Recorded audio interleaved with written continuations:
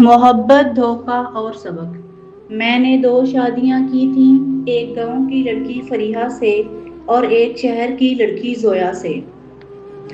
گاؤں والی بیوی فریحہ کے پاس میں بہت کم جاتا تھا، وجہ صرف یہ تھی کہ مجھے اس سے گوبر کی بدبو آتی تھی۔ مجھے لگتا تھا وہ دیہاتی ہے، اس کے رہن سہن میں کوئی کلاس نہیں۔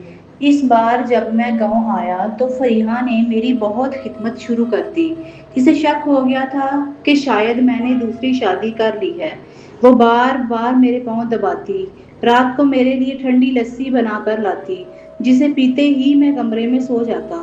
ایک دن میرا گلا خراب تھا تو میں نے لسی نہیں پی۔ تھوڑی دیر بعد فریحہ لسی لے کر آئی۔ میں نے غصے سے کہا، یہ لسی میز پر رکھ کر باہر چلی جاؤ، تمہاری موجودگی مجھے اچھی نہیں لگتی۔ وہ مسکرا کر بولی، اگر آپ میری موجودگی سے تکلیف ہوتی ہے تو میں صحن میں سو جاؤں گی، امی کو بھی نہیں بتاؤں گی۔ میں اس کا منہ تکتا رہ گیا۔ فریحہ پہلے ایسی نہیں تھی۔ میں جب بھی آتا وہ میرے گرد تتلی کی طرح منڈلاتی تھی۔ میں نے سوچا چلو اچھا ہے، جان چھوٹی، اور ایک ہی سانس میں پورا جگ لسی کا پی گیا۔ میں فون پر اپنی زندگی کی محبت زویا سے باتیں کرنے لگا۔ زویا کہتی، ارسلان، گاؤں سے خوب پیسے لے کر آنا، ہم ہوٹلنگ اور شاپنگ کریں گے۔ میں ہنستا رہا۔ بات کرتے جب کب سو گیا پتہ ہی نہیں چلا۔ صبح اٹھا تو فریحہ سامنے کھڑی تھی۔ میں چڑ گیا، مگر وہ کچھ کہے بغیر چلی گئی۔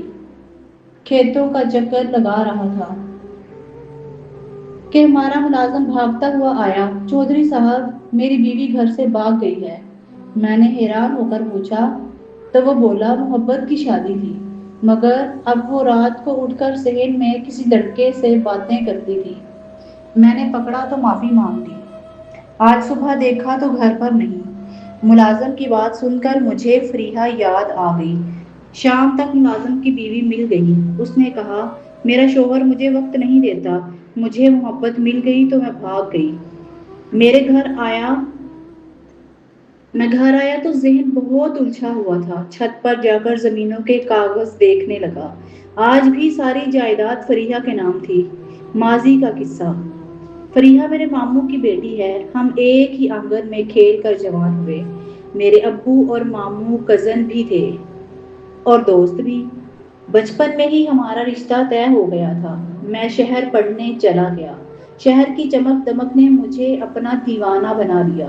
ایک دن خبر آئی کہ ماموں ممانی اور ابو کا ایکسیڈنٹ میں انتقال ہو گیا۔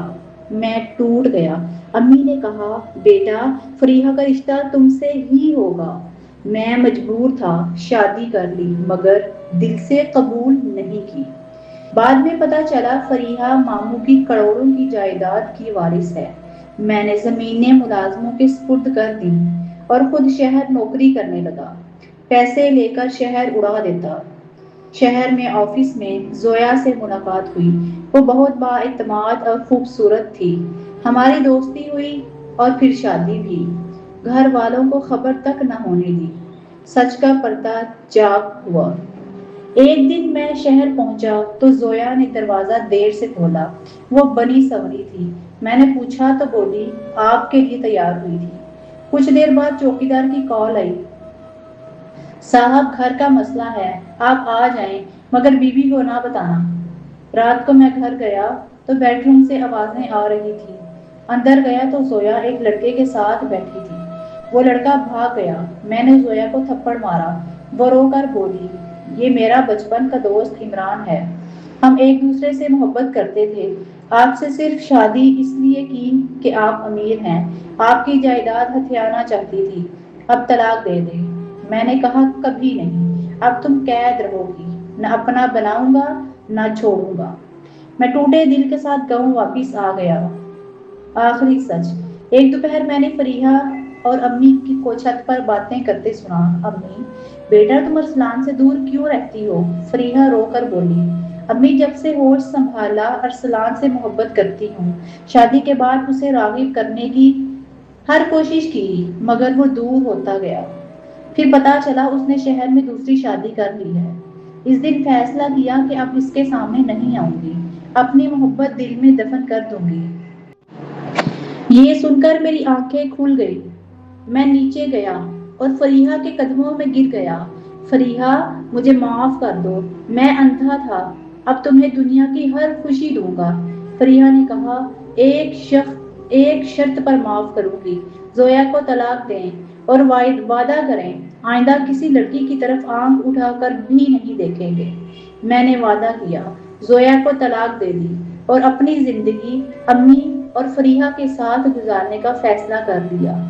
سبق: جو اپنے ہوتے ہیں ان کی قدر نہ کرو تو وقت آنے پر وہی سب سے بڑا سبق سکھا دیتے ہیں۔ دولت، شہر کی چمک اور جھوٹی محبت سب دھوکہ ہے۔ اصل سکون اپنے گھر اور اپنی بیوی کی محبت میں ہے۔ آپ کو ہماری آج کی نئی کہانی کیسی لگی؟ کمنٹ میں ضرور رائے کا اظہار کریں اور ہماری اگلی ویڈیو کا انتظار ضرور کریے گا۔ اپنا خیال رکھیں۔ اللہ حافظ۔